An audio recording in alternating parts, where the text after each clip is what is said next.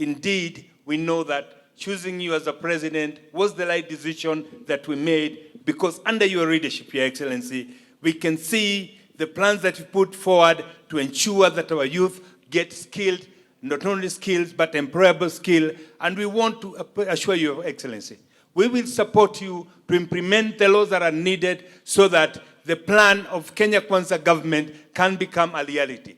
Thank you, Your Excellency, sir, and thank you most importantly for the promise you've made that you're going to unlock what has been the cry of Nyeri people, the cancer center. Thank you very much, Your Excellency, sir. We got to a situation where we failed in our planning. We did mess the education system. By the time you became Minister of Education, number one, there was a backlog. People could not go to university and they had to wait for 3 years. We had the TVETs and the technical institutions as what David has described, schools for failures. But when you came, you became the beacon of light. Number one, you completely removed any backlog of university intake. If anybody wants to walk back in history, remember it began with Daktari William Samoei Ruto when he was minister. Second thing you did, you converted the entire thinking around the TVET. I am well aware that you did not only focus on national polytechnics, you focused even on village polytechnics, where you helped around 2013 to introduce the capitation of 15,000 per student. This went on well and increased our uptake, and we started changing our thinking as Kenyans. Today, as we stand here, Your Excellency, out of an idea that came from you, we are almost ensuring that every constituency in Kenya has a TVET that is working. We want to thank you greatly. And as I stand here, I would want to tell those naysayers who think that Kenya can only produce white-collar jobs, that the direction you are taking us, Your Excellency, is the direction to go. It is pointless for us to continue churning out of our universities political scientists who have no skills. Today, we want people with skills. When you bring in your the affordable housing program from the Kenya Kwanza government, Your Excellency, we need the people who can work there. Today we have seen marvels. As we stood there, a young man was telling us that in the last few days, he has earned 500,000 Kenya shillings through that kind of program. This is the way to go, Your Excellency, and we want to encourage you. As you push on, it will be a little painful. We will call you Zakayo Maramingi, lakini, Your Excellency, keep going. Because the challenge we have in this world is for those people. We have very few brave men and women, and like you have told us many times, you are not thinking about the next election, you are thinking about the next generation. And therefore, Your Excellency, I want to encourage you and to thank you as you push on. We have allocated 28.3 billion to TVET institutions and intend to keep raising the allocation in future until we achieve an optimal level of investment. At the same time, the recruitment of an additional 2,000 TVET tutors is underway, with a view to bringing the total number of tutors hired under the BETA to 4,000.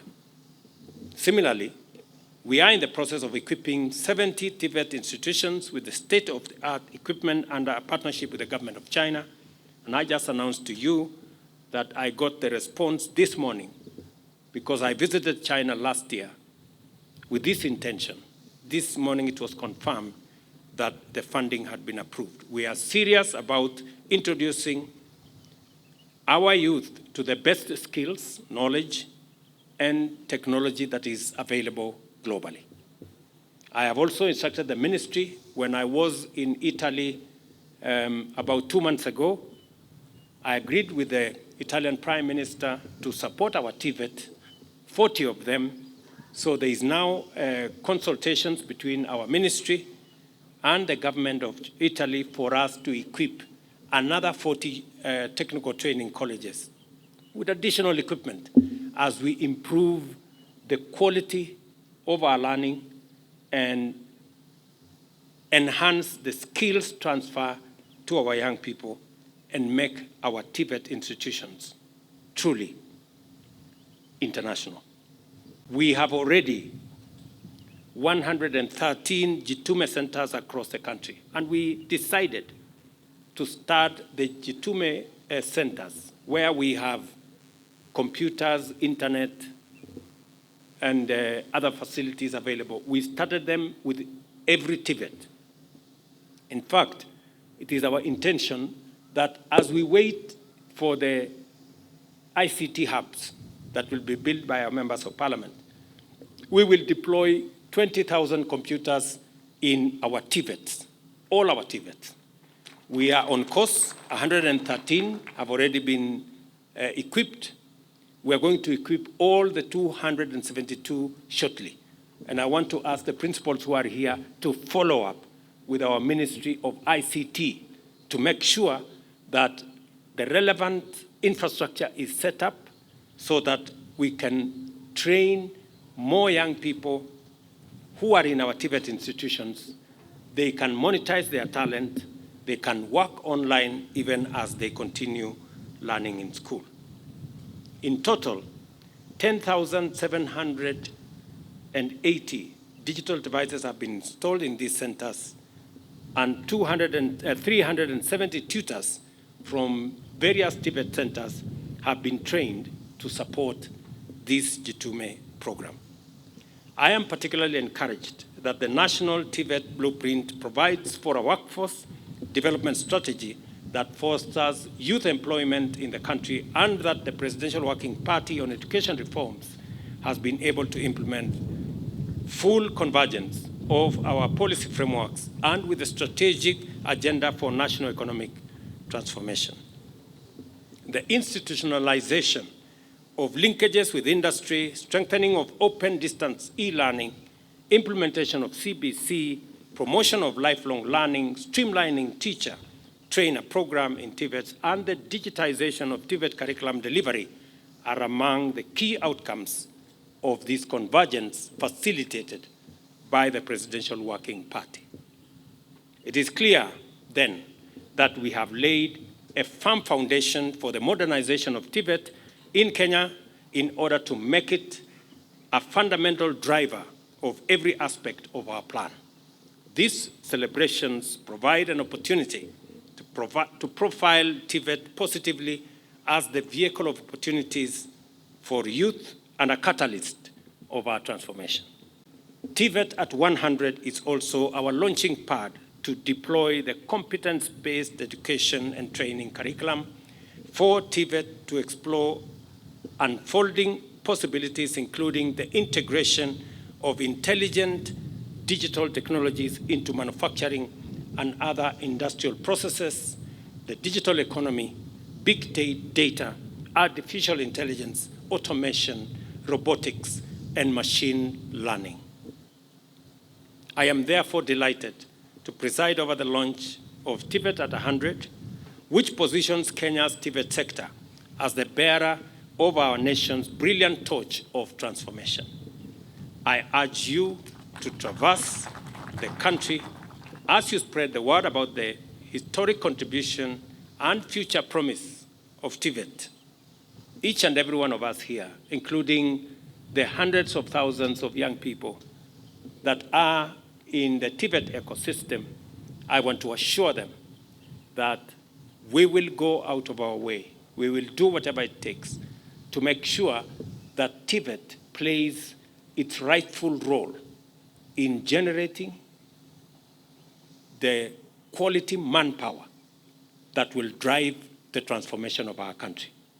I also want to tell the TVET students that in the ecosystem of the plan that we are putting together, there are opportunities in every sector of our plan, from agriculture to EPZs, to our special economic zones, to our county aggregation and industrial parks, to our Jitume centers, to all the sectors, including our UHC program, has opportunities for young people to play their rightful role in driving the economy of our country. And that opportunity is spread both locally and internationally. We have a deliberate program also of making sure that Kenyans run the world by exporting our labor across many borders. We are concluding bilateral labor agreements with 19 countries where we want to provide opportunity for young people from Kenya with different skills. The conversation to work in those areas. So as you go through your learning processes in Kenya, the young people must set their eyes on the horizon, knowing that there are opportunities locally, and we are fashioning those opportunities deliberately, but there are also opportunities beyond our borders. Because the same way others have gold, we have our human capital as the premier export that Kenya can give the world. And I am looking forward to the days when Kenyans will be running the economies of Europe and America, because that is a reality that we can achieve in our lifetime. Go forth and share with our young men and women throughout the country the scope of opportunities that TVET can unlock for their benefit. Today, we light the flame of learning, entrepreneurship, innovation, and work. Let it light our path for decades to come until we achieve inclusive growth and sustainable development. As president, you have laid more emphasis and transformed this institution into the Nyeri National Polytechnic. We want to express our gratitude to you. Your Excellency, I want to share your vision that beyond the diplomas that these institutions are offering, to provide a career path for these technical skills, if we could follow in the footpath of the great Manchester Polytechnic in the UK, and we start offering higher national diplomas, because technology is evolving.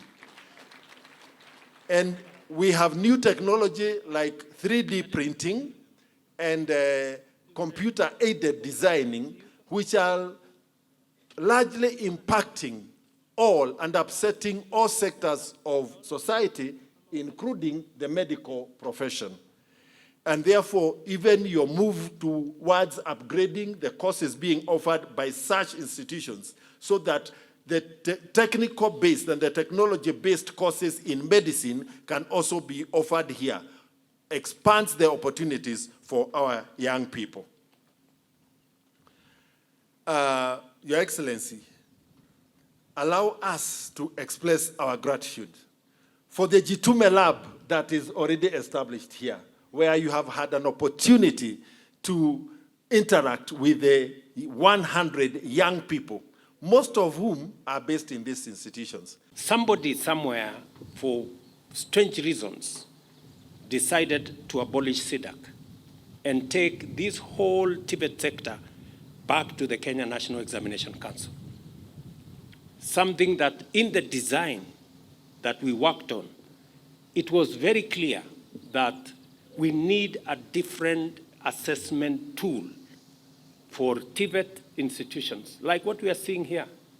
Today, we were shown there how they now mark exams. Many students used to fail exams in TVET because their English is not so good. But you see, when you want to build, when you are a mason, there is no masonry in English. Masonry is masonry by any whatever language. So if you are not good in English, it is the reason why you are a mason, because you are not an English speaker, you are not an English teacher. So instead of marking the English, mark the masonry skill. And that's the difference we are making. And therefore, I want to congratulate SIDAC. Please take up the responsibility of making sure that our young people acquire the skills without hindrances from other extraneous matters. Just imagine that hapo nyuma mtu amekuja kusomea useremala, anapata A kwa skill ya useremala, lakini kwa sababu ile examination iko na English, iko na maths, iko na sijui nini, anaanguka maths na English na nini, mwisho anasemekana hiyo exam yote ameanguka. Na hajakuja kusomea hesabu, hajakuja kusomea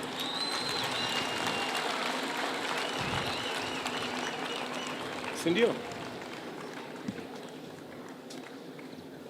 So this is why we are saying we need a different examination for the people who have come here to acquire skills and competence. We must mark and assess the skill and the competence.